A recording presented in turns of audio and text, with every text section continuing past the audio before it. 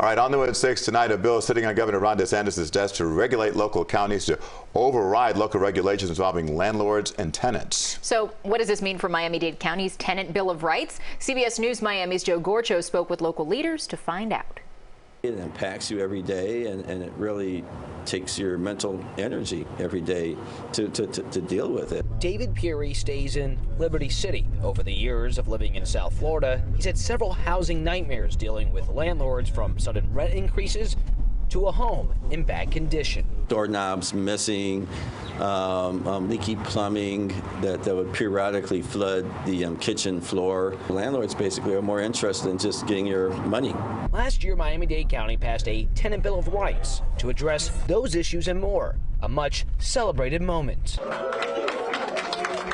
The things we put in place in the Tenant Bill of Rights are really to protect our most vulnerable residents from very greedy landlords. The county's move ensured tenants received information about their federal, state, and local rights when entering a new lease agreement. If the governor signs, a new landlord-tenant bill would strip local government from governing local tenant-landlord relationships. Instead, everyone statewide would follow the Florida Residential Landlord and Tenant Act. We do need flexibility, and we need our state leaders to understand that. It will undo two provisions in the county's Tenant Bill of Rights. So we're starting to see more evictions, we're starting to see more foreclosures. So in terms of the timing, it's bad timing for Miami-Dade County. If made into law, Commissioner Raquel Regalado explains the requirement for landlords to give at least 60 days notice for rent increases above 5% goes away. It would also shorten the notice window requirements to terminate a lease. When people get evicted here, they end up in the street or in their car.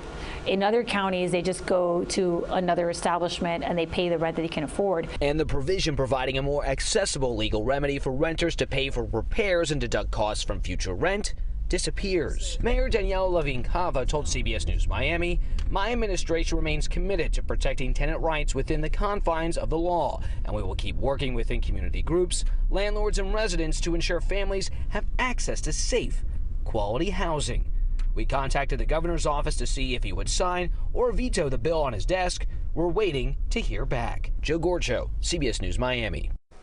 No matter the outcome, Mayor Levine-Cava's office told CBS News Miami they will, quote, continue to connect tenants with needed resources and support and educate residents on local, state, and federal rights.